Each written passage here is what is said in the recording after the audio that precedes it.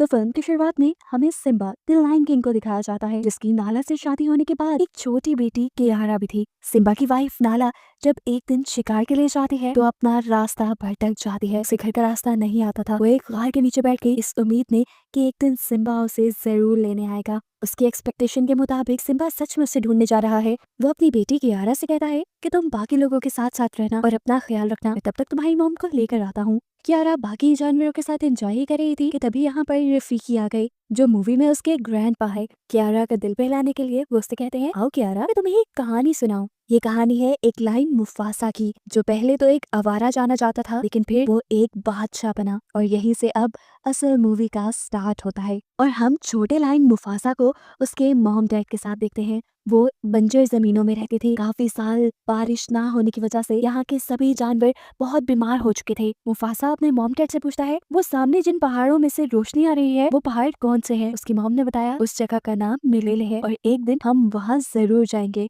मैंने सुना है कि वहाँ हर चीज है और वहाँ जानवर बहुत अमन की जिंदगी गुजारते हैं। इनकी इन्हीं बातों के दौरान एक अच्छी चीज ये हुई कि बारिश बरसने लगी, जिसे देखकर सारे ही जानवर खुशी से झूम उठे। वो नहीं जानते थे कि उनकी ये खुशी कब बदनसीबी में बदल जाएगी। बारिश बढ़ते बढ़ते इतनी ज्यादा हो गई कि यहाँ सैलाब आ गया। इस सैलाब में बहुत से जानवर डूबने लगे और मुफासा भी उसी बहते पानी में गिर गया। उसके डैड उसे बचाने के लिए फौरन पानी में कूदे और उसे मुंह से पकड़ते हुए किसी तरह बचा भी लिया। इससे पहले कि वो भी पानी में डूब जाते, वो मुफासा को दूसरे पत्थरों की तरफ फेंक देते हैं, जहाँ से उसकी मॉम उसे अपने पास बुलाने की कोशिश कर रही थी, लेकिन मुफासा को डर लग रहा था। एकदम से बहते पानी के साथ यहाँ पे एक हाथी भी आ गया। हाथी के टकराने की वजह से यहाँ से वो बंद टूट गया जिसके ऊपर मुफासा खड़ा था और मुफासा एक मरतबा फिर पानी में डूब गया। किस्मत उसकी अच्छी थी कि उसे पानी में बहती एक लकड़ी मिल गई, जिसके ऊपर चढ़ते हुए उसने अपनी जान बचाई। देखने को मिला कि पानी का बहाव मुफासा को बहाते हुए एक छोटे से तालाब में ले आया, जहाँ उसकी मुलाकात होती है अपने ही जैसे एक छोटे लाइन टाका से। टाका ने यहाँ तैरते हुए मुफासा को देखा तो उसने बताया कि तुम्हारे पीछे बड़े बड़े मगरमच्छ हैं।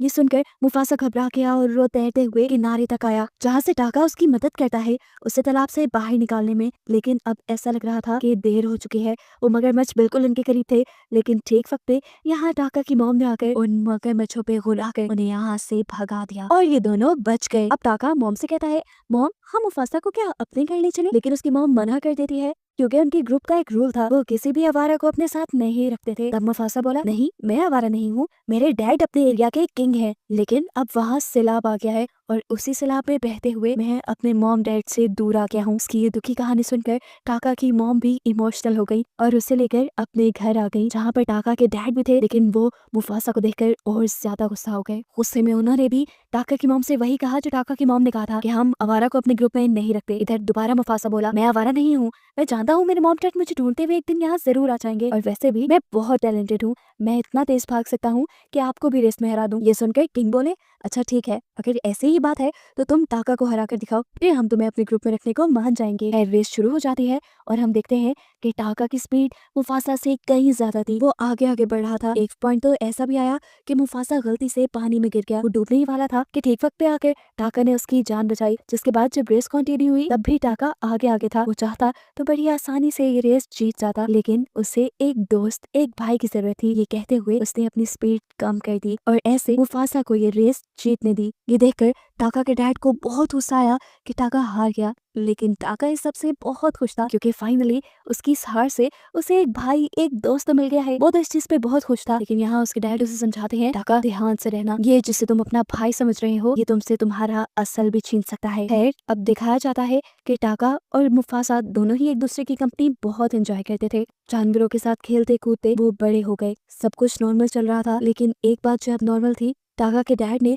मुफासा को कभी अपने ग्रुप का मेंबर नहीं समझा था। वो उसे आज तक आवारा ही समझते थे। एक दिन देखने को मिला कि मुफासा अपनी मॉम के साथ, यानी टाका की मॉम के साथ शिकार पे गया था। टाका चुपके से पीछे खड़ा हुआ था। ये लोग इससे पहले कि हिरन का शिकार करते, इनके सामने एक बहुत बड़ा खतरा आ गया। इनके सामने आ गए सफेद शेर, जो इनसे कहीं ज्यादा ताकतवर होते हैं। इन्हें देखकर टाका छुप गया और ये चीज उसके मॉम ने भी नोटिस की। और जब वो सफेद शेर इनके इलाके की हिरणों पे वार करने लगे तो तब टाका की मॉम उनके सामने आ गई। इन दोनों के दरमियान में लड़ाई हो गई और अपनी मॉम को बचाने के लिए मुफासा उन सफेद शेरों से लड़ने लग गया। वो अकेला ही इन दोनों पर भारी पड़ रहा था, यहाँ तक कि उसने तो एक शेर को पकड़कर मार भी डाला। अपने साथी के मरने से दूसरा सफेद शेर कमजोर हो गया और यहाँ से चला गया, जिसके बाद मुफासा अपनी मॉम को लेकर वापस यहाँ आया। यहाँ आकर टाका और मुफासा की मॉम अपने लायन किंग को बताती है कि अगर मुफासा ना होता तो आज मेरी जान ना बचती। मुफासा उतने ताकतवर शेरों के साथ अकेले लड़ा और उसने मेरी जान बचा ली। इस मर्तबा वो पहली बार थी जब किंग ने मुफासा को अच्छे तरीके से बुलाया और कहा कि मैं तुम्हारा एहसानमंद रहूंगा हमेशा, तुमने मेरी वाइफ की जान जो बचाई है। अभी उसने यही बोला कि मुफासा कहने लगा,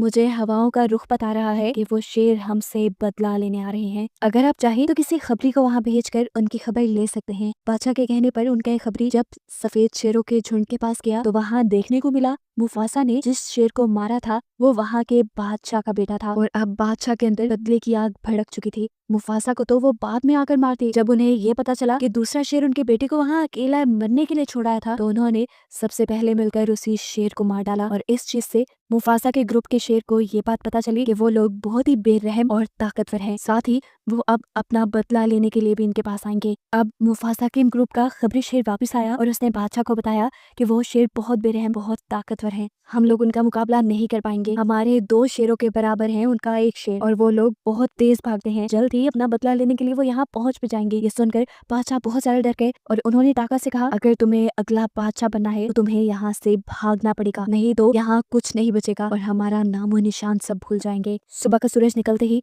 टाके की मॉम टाका और मुफासा से कहती है, देखो पहाड़ों के दरमियान वहाँ जहाँ से रोशनी आ रही है उस जगह का नाम है मलेले, तुम्हें वहाँ जाना है और तब तक वहाँ रहना है जब तक यहाँ का खतरा टल ना जाए, ताकि ठीक वक्त आने पर तुम अपनी सल्तनत दोबारा संभाल सको। टाका और मुफासा तो यहाँ से निकल गए, लेकिन इतने में ही पीछे उन सफेद शेरों का पूरा झुंड भी आ गया और उनके बादशाह ने आकर टाका के डैड से पूछा, बताओ कौन है जिसने मेरे बेटे को मारा था। टाका के डैड ने ऐसी एक्टिंग की कि जैसे वो तो जानते ही ना हो कि क्या हुआ है। इस चीज ने सफेद शेरों के बादशाह को गुस्सा दिलवा दिया। यही उसके बाकी शेर जो यहाँ की तलाशी ले रहे थे उससे पता चल गया कि 2 शेर यहाँ से भागे भी हैं। वो उनका पीछा करने लगे। उनकी स्पीड इतनी तेज थी कि जल्द ही वो टाका और मुफासा के करीब पहुंच गए। उन्हें करीब देखते हुए मुफासा ने टाका से बोला, टाका हमें यहाँ रुक कर लड़ना चाहिए, भागना बहादुरी नहीं है। लेकिन वो ज्यादा थे और मुफासा और टाका 2, इसीलिए टाका ने कहा कि हमें भाग जाना चाहिए। इनकी इन्हीं बातों के दौरान वो सफेद शेर बिल्कुल इनके पास भी आ गए और इनसे आके उन्होंने सवाल किया, बताओ किसने मारा था हमारे नवाब को। उन्हें देखते ही मुफासा ने बिना डरे उन्हें कहा, मैं था जिसने मारा।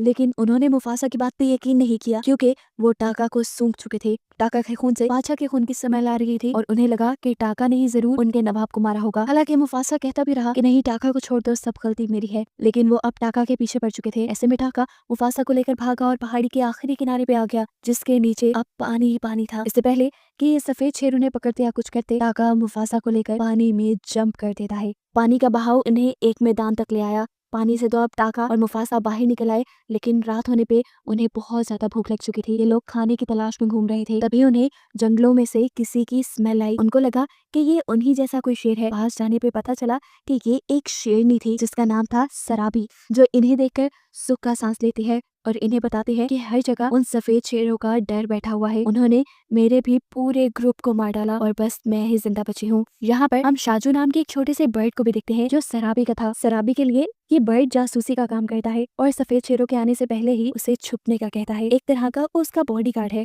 हमें पता चला कि सराबी भी मलेले जाना चाहती है, जहाँ पर टाका और मुफासा जाना चाहते हैं अपनी हिफाजत के लिए। इसलिए ये अपना आगे का सफर एक साथ कंटिन्यू करने का डिसाइड करते हैं। थोड़ा आगे जाने पर इन्हें खाने की खुशबू आई। खाने की क्या, ये तो बंदरों की खुशबू थी जिन्हें ये मार खाते थे। इन्हीं बंदरों के अंदर पहली मर्तबा मुफासा को मिला रफीकी। इस टाइम उसकी उम्र काफी कम है। रफीकी को उसके जैसे बंदर बिल्कुल पसंद नहीं करते, वो उसे अपने झुंड से निकाल चुके हैं। ऐसे में ही वो मिला है इन तीनों से। इससे पहले कि ये लोग रफीकी का शिकार करके उसे खा जाते, रफीकी उसे बताता है कि मुझे मलेले का रास्ता आता है। ये बात सुनकर वो तीनों हैरान हो गए। मुफासा ने कहा, सच बताओ? तो रफीकी ने कहा, हाँ, मैं पहले वहीं रहता था और अब मैं दोबारा मलेले ही जा रहा हूँ क्योंकि वहाँ पर मेरा भाई रहता है। भाई वाली बात तो झूठ थी, लेकिन हाँ, उसे मलेले का रास्ता आता था, ये बात सच थी। फिर ये बात जानकर कि रफीकी को मलेले का रास्ता आता है, ये लोग उसे खाने का इरादा छोड़ देते हैं और उसे अपने ग्रुप में शामिल कर लेते हैं ताकि वो उन्हें आसानी से मलेले तक पहुँचा दे। सफर करते करते सुबह हो जाती है और सराबी हवाओं के रुख से पता चलाती है कि वो सफेद शेर अभी भी उनका पीछा कर रहे हैं।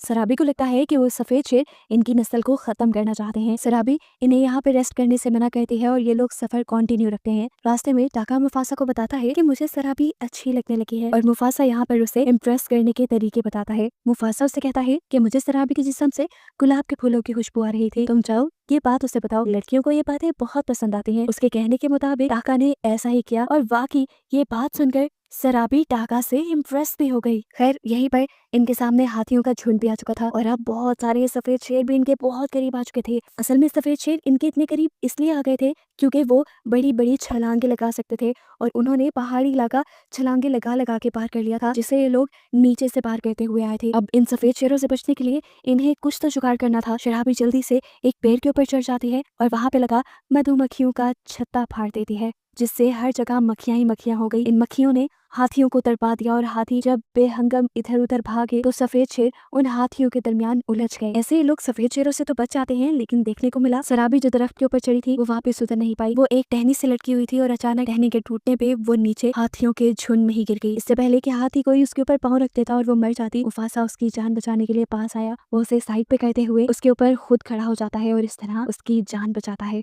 यहाँ देखने को मिला कि हाथियों का जो झुंड यहाँ पहाड़ों पे भाग रहा था, उनके तेज भागने की वजह से पहाड़ों पे बनी हुई ये चट्टानों के मीनार टूटने लगे और रास्ता वो बंद हो गया जहाँ से सफेद शेर इनके करीब आ सकते थे। सफेद शेरों का तो खतरा शुक्र करो टला, लेकिन अब सराबी बेहोश थी। रफीकी फौरन सराबी के पास आया और उसकी गर्दन की कुछ नसें दबाते हुए उसे होश में लेकर आया। सराबी उठते ही ये सवाल करती है, मेरी जान किसने बचाई? और फौरन बिना हिचकिचाए मुफासा झूठ बोल देता है कि तुम्हारी जान टाका ने बचाई। वो चाहता था कि सराबी टाका से इम्प्रेस हो जाए। मुफासा के इस झूठ से तो टाका खुद हैरान था। सराबी बाहर आकर टाका को थैंक्स कहती है। रफीकी जिसने सब सच देखा था, जो सब जानता था, उसके दिल में मुफासा के लिए इज्जत बहुत ज्यादा बढ़ गई, क्योंकि उसने देखा था मुफासा बहुत ज्यादा बहादुर होने के साथ बहुत बड़े दिल का भी मालिक था। वो अपने भाई के लिए एक ढाल बना हुआ था। ये लोग अपना सफर अब आगे कंटिन्यू करते हैं और बर्फीले पहाड़ों के पास पहुंच जाते हैं, जिन्हें पार करके ये लोग बस मलेले पहुंच जाते। रोशनी इन्हें अपनी बहुत करीब दिखाई दे रही थी। ये लोग आगे बढ़ते जा रहे थे, लेकिन प्रॉब्लम ये थी कि जैसे जैसे ये आगे बढ़ रहे थे बर्फ में इनके पैरों के निशान बैठ रहे थे। ऐसे में सफेद शेर कभी भी उन्हें देख लेते। तब मुफासा सराबी के बर्ड शाजू से रिक्वेस्ट करता है कि तुम जाकर हमारे पाँव के नीचे की बर्फ को हटाते रहो ताकि वहाँ से सारे निशान मिट जाएं। मुफासा का ये आइडिया बहुत अच्छे से काम कर रहा था। जब सफेद शेर यहाँ पहुंचे तो उन्हें यहाँ पर पैरों के कोई निशान नहीं दिखाई दिए और वो कंफ्यूज हो गई कि अब वो उन शेरों को पकड़ने के लिए किस डायरेक्शन में जाएं। मुफासा के इस आइडिया से तो सराबी भी इम्प्रेस हो गई थी। इसके अलावा भी मुफासा यहाँ पे कई ऐसे फैसले लेता है और ऐसे बहादुरी के काम करता है जिससे सराबी को ये बात पता चल जाती है कि मुफासा ही वो था जिसने अपनी जान पे खेलकर सराबी की जान बचाई थी। उसकी ज़हीन बातों से अब सराबी ने ये भी अंदाजा लगा लिया था कि उसकी जिस्म से आती फूलों की खुशबू को टाका ने नहीं बल्कि मुफासा ने महसूस किया था। इसीलिए अब वो मुफासा की तरफ अट्रैक्ट होने लगी और ये चीज महसूस करते हुए मुफासा उसे ये यकीन दिलाने की कोशिश करता रहा कि नहीं, ये सब काम करने वाला कोई और नहीं बल्कि टाका था। उनकी ये बहस चलती रही। सराबी चाहती थी कि मुफासा कन्फेस करे ये सारे काम उसने किए हैं। उनको ऐसे करीब देखकर टाका जेलस होने लगा और टाका को लगा कि मुफासा उसके साथ गद्दारी कर रहा है। उसे अब अपने डैड की वो बात याद आने लगी जब उन्होंने कहा था कि एक दिन आएगा जब ये मुफासा तुम्हारा सब कुछ ले उड़ेगा। अपने गुस्से में टाका को और कुछ नहीं सोचता, उल्टा वो अब सफेद शेरों के पास चला जाता है और वहां जाकर उससे कहता है, तुम जानते हो वो कौन था जिसने तुम्हारे बेटे को मारा? वो मैं नहीं, वो मुफासा ही था। मेरी रगों में बादशाह का खून जरूर है, लेकिन तुम्हारे बेटे का खून मुफासा ने किया है और मुफासा को पकड़ने में मैं तुम्हारी मदद करूंगा, क्योंकि मुफासा से मैंने भी अपने कई बदले लेने हैं। टाका उससे कहता है, हम लोग मलेले की तरफ जा रहे हैं, अगर तुम चाहो तो मेरे पैरों के निशानों का पीछा करते करते हमारे पीछे आ जाओ, वहाँ तुम्हें मुफासा मिल जाएगा और तुम उसे मार देना। रात के अंधेरे में टाका ये जो जाल अपने भाई के लिए बचा चुका था, मुफासा इसके बारे में नहीं जानता था। रातों रात टाका वापस आ गया और सुबह होने पे इन्होंने अपना सफर शुरू कर दिया और पहाड़ी को पार करते हुए फाइनली ये लोग मलेले पहुंच भी गए। इस जगह को देखकर मुफासा की खुशी की इंतहा नहीं थी, क्योंकि वो हमेशा से इस जगह के बारे में अपनी मॉम से भी पूछा करता था और इसकी दिल से ख्वाहिश थी कि वो अपनी फैमिली के साथ यहाँ पे आता। मुफासा ने नोटिस किया कि यहाँ पे सारे जानवर काफी अमन से एक साथ मिलकर जिंदगी गुजार रहे हैं। कोई लड़ाई नहीं, कोई झगड़ा नहीं। उनका ये सारा अमन एक मिनट में खराब हो जाता है जब ये सारे जानवर अपने पीछे सफेद शेरों के बादशाह को देखते हैं। असल में ये सारे जानवर भी सफेद शेर के बादशाह से डरते थे, क्योंकि इन सब के नाक में एक वक्त में इसने दम करके रखा हुआ था। मुफासा हैरान परेशान था कि आखिर सफेद शेर उसके पीछे आए कैसे। वो तो अपने निशान मिटाते चले गए थे। वो इस बात से बिल्कुल अनजान था कि इस सब के पीछे उसका अपना भाई टाका ही है। यहाँ ये अब शेर बिना वक्त ज़ाया किए मुफासा के ऊपर हमला कर देता है। वो मुफासा से लड़ ही रहा था कि मुफासा ने पहली मर्तबा तो उसे धक्का देके दूर कर दिया और तब उसके सामने आया टाका और उसे सच्चाई बताई कि ये सब टाका का किया धरा है। सफेद शेर को मुफासा तक लाने वाला और कोई नहीं बल्कि टाका ही है। ये सुनकर अब मुफासा का दिल टूट गया और इसी सब में दोबारा उस सफेद शेर ने उसे उठाकर वहां पहाड़ी से नीचे फेंक दिया। ये मुफासा के लिए अच्छा ही हुआ था। मुफासा जल्दी से एक छोटी सी पहाड़ी के ऊपर चढ़ा और उसने यहाँ सारे जानवरों से कहा कि अगर तुम आज मेरी मदद नहीं करोगे तो देख लेना ये सफेद शेर एक दिन तुम्हारे बच्चों को खा जाएंगे। अभी भी वक्त है, तुम सब कमजोर नहीं हो, अगर तुम सब मिल जाओ तो उस सफेद शेर का मुकाबला मेरे साथ मिलकर कर सकते हो। ये सुनकर सभी जानवरों के अंदर हिम्मत पैदा होती है और वो भी अपने आप को ताकतवर जानकर अपना एक ग्रुप बना लेते हैं और मुफासा के साथ मिलकर सफेद शेर से अपना बदला लेने की ठान लेते हैं। अब जैसे ही वो सफेद शेर इनके पास आए, सारे जानवरों ने मिलकर उन सफेद शेरों के ऊपर हमला कर दिया। इधर जो शेरनियां थी उन्होंने मुफासा के ऊपर हमला कर दिया और उसे उठाकर एक पहाड़ी से नीचे फेंक दिया, जहाँ पे गिरने की वजह से मुफासा काफी जख्मी हो चुका था। उसको जख्मी हालत में देखकर इस सफेद शेरों के बादशाह को बहुत अच्छा लगा और अब वो मुफासा को खत्म करने के लिए उसके करीब भी आ गया। जाहिर सी बात थी, मुफासा जख्मी भी था और सफेद शेर ज्यादा ताकतवर भी थे, तो मुफासा उस शेर का मुकाबला करने के काबिल तो बिल्कुल नहीं था। बार बार मार खाता देखकर ऊपर से टाका को भी मुफासा के ऊपर रहम आ जाता है। उसे अपने पुराने भाई और अपनी दोस्ती याद आ जाती है, इसीलिए वो मुफासा को बचाने के लिए अब इस कड़े में कूद जाता है। इस टाइम टाका ने आकर सफेद शेर से कहा, तुम उसे छोड़ दो, उसे जाने दो। लेकिन अब सफेद शेर बिल्कुल भी रहम के मूड में नहीं था। वो तो अब बदला ले ही रहा था। उसने जब दोबारा बदला लेने के लिए मुफासा पे हमला किया तो अब सामने टाका आ गया और टाका भी उसके हमले से जख्मी हो गया। इस शेर से लड़ने के लिए अब मुफासा और टाका को एक साथ मिलकर लड़ना था। ये बात वो समझ गए। उनकी इसी लड़ाई के दौरान ऊपर हमें दिखाया जाता है कि पहाड़ों में बहुत बुरा जलजला आ चुका था, जिसकी वजह से पहाड़ शदीद हिलने लगे और ऊपर से पहाड़ों की सतह टूट गई। जहाँ पर मुफासा, टाका और वो सफेद शेर लड़ाई कर रहे थे, वो जगह भी टूट गई और ये लोग जाकर नीचे पहाड़ों के पानी में गिरे। मुफासा ने ऊपर से देखा कि इनके गिरने के बाद एक बहुत बड़ा पत्थर भी इनकी तरफ आ रहा था। उससे बचते हुए वो खुद साइड पे हो गया और उसने सफेद शेर को पत्थर के नीचे धक्का दे दिया। कुछ ही सेकंड में ये पत्थर उस सफेद शेर के ऊपर गिरकर आखिर ये सफेद शेर खत्म हो जाता है। यानी साफ था कि मुफासा और टाका ने अपनी बहादुरी से उस सफेद शेर को हरा दिया था। अब ये देखकर कि हमारा बादशाह मर गया है, बाकी सारे सफेद शेर और शेरनियां डरकर यहाँ से भाग जाती हैं। मुफासा की ये बहादुरी देखकर मलेले के सभी लोग मुफासा को यहाँ का नया बादशाह बना देते हैं। ये जानकर वो बहुत खुश हुआ था। हर जगह मुफासा के ही चर्चे थे और मुफासा का नाम सुनकर अब मुफासा से मिलने के लिए कोई आया। ये मुफासा की मॉम थी, जो इतने बड़े हुए मुफासा को पहचान तो नहीं पाई, लेकिन उसके नाम से उन्होंने उसे पहचान लिया। ये दोनों यहाँ मिलके बहुत खुश हुए और इमोशनल भी, क्योंकि यहाँ मुफासा को पता चला था कि उसके डैड मारे गए हैं। अपनी मॉम से मिलने के बाद यहाँ पर अब टाका आया।